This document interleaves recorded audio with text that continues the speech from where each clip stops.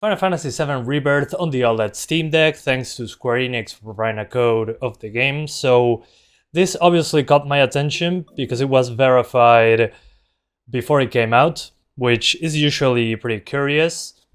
So this means the text is readable, it runs well on the Steam Deck with the default settings, so I wanted to check it out for myself. I already tested this on stream, but I think it requires a better look, especially on the smaller screen. Alright, so the default settings is actually 720p with 50 to 100% resolution and medium settings. Medium settings is actually a mix of medium and high, which I find pretty funny. Something like this. This would be the default settings, but this is way too high, especially in the open world. At the beginning of the game is fine, so my advice is that you put it on low, like this, and you force the resolution to 66% using TAAU.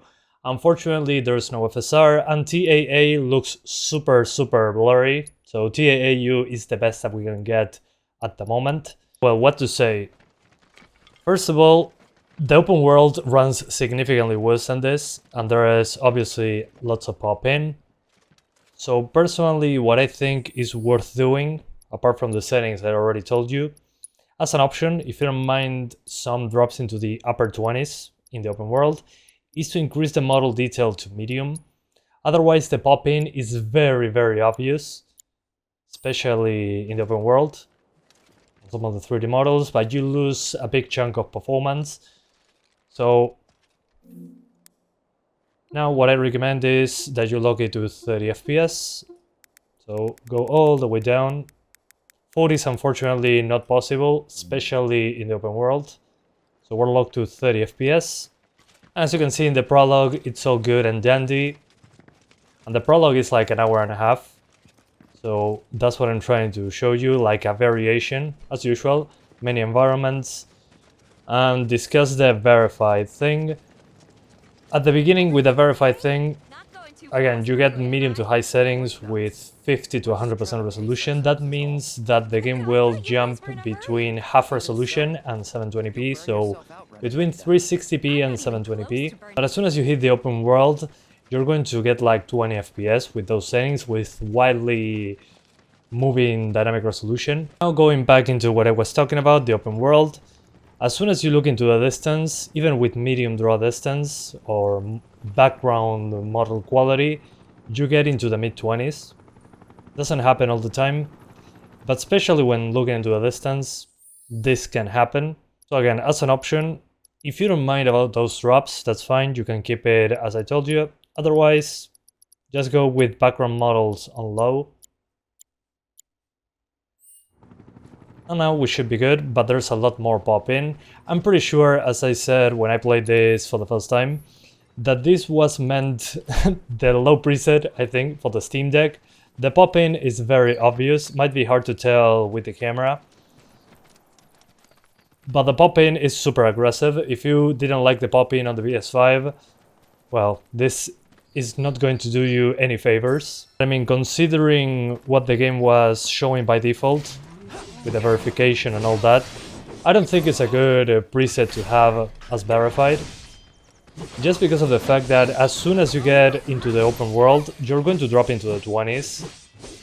And let me tell you, that's noticeable. Low 20s I'm talking about here, with wildly fluctuating resolution. So I don't know what Valve is doing with the verification system. There is quite a few games that are verified that I think they shouldn't be. But here we are. It's like, I don't know, by default they put ultra performance FSR in some games and they call that verified. I completely disagree. I think that shouldn't be a thing. But hey, marketing is marketing, I guess.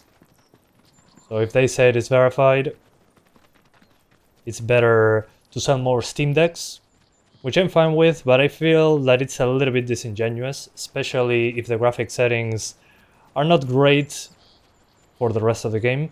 With these settings, I was staying at 30 basically across the board. Maybe some drops into the upper 20s sometimes, but nothing unplayable. And yesterday I streamed this game live on the Steam Deck to see how it looked with a capture card and all that. And obviously, we're playing at 720 and we're using 66% resolution. In this case, it will be something similar to using quality FSR, the resolution. 66% is basically what quality FSR does, but with TAAU. That is usually worse looking, at least in my experience. It really depends on how it's implemented in the game.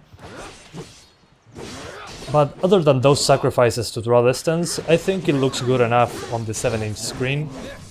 It's also 16 by 9. You go with 16 by 10 on this one, so you're not going to be using the entire screen.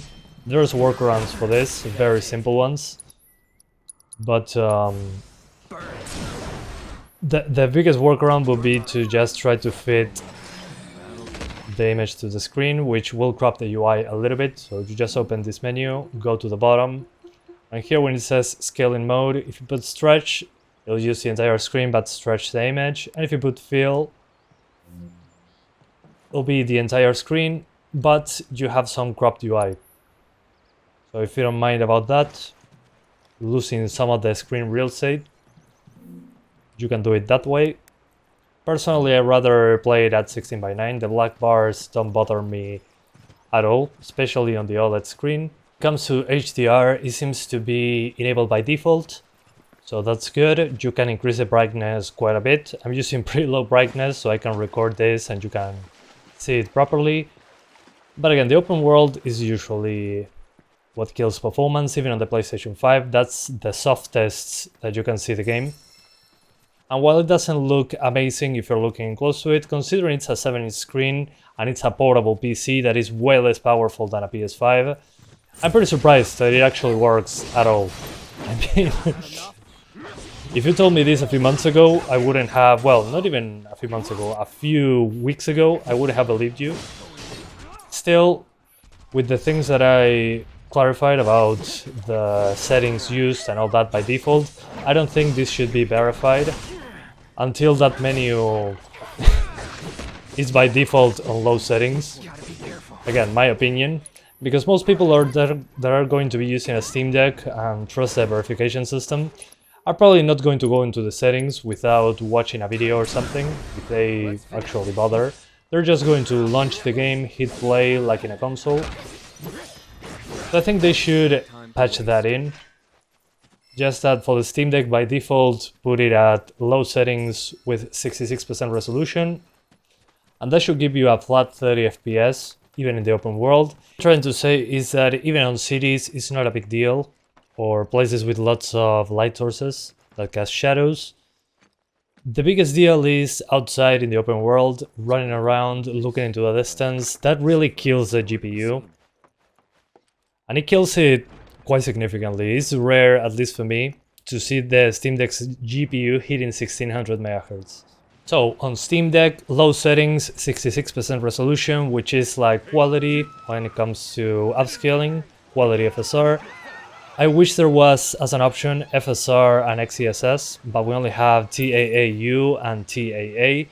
TAAU looks okay. I mean, it's fine, whatever. It works, but TAA looks horrible. So use that one. Hopefully in a future patch we can add FSR3 or XeSS, something like that.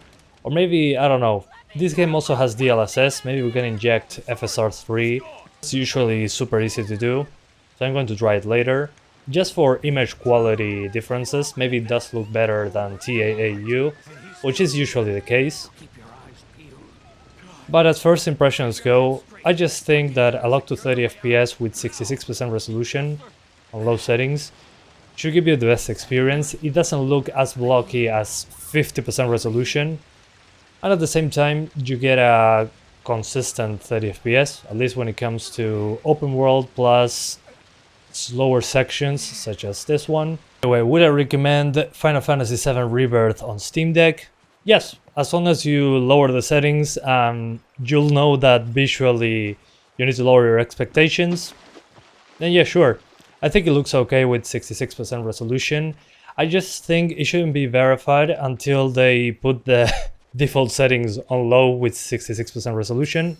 But yeah, the game looks soft, has a lot of pop in, but we're playing a big new game that was not on PS4 and it was on PS5 It's on you. on a portable PC that is way less powerful than a PS5. So yeah, it's a compromise experience, but I think it looks good enough for a portable screen, 7 inches. And I wish we just had 16x10, XeSS, FSR, all that jazz. Again, way less powerful than a PS5, yet we can play Final Fantasy VII Rebirth. Of course, it doesn't look the same as a PS5, but it works. And that surprises me quite a bit, all things considered. Especially, again, considering it didn't come out on PS4. There's also, optionally, Final Fantasy VII Remake, which is the previous game to this one. Yeah, very confusing names. The previous one is called Remake and this one is called Rebirth. So if you're interested in checking that one out, it runs at 45 FPS with this same hardware, and it actually looks significantly better when it comes to resolution, at least in my opinion. So if you want to check out that video, it's pinned below in the comments. But that's it for now. Thank you guys so much for watching this video. I hope you enjoyed it as much as I did taking a look at this once again, but from a handheld position. And before I forget, when it comes to battery life, 2.5 to 3 hours on the OLED, 90 to 100 minutes on the LCD. Thank you guys for watching, and I'll see ya next time. Bye guys!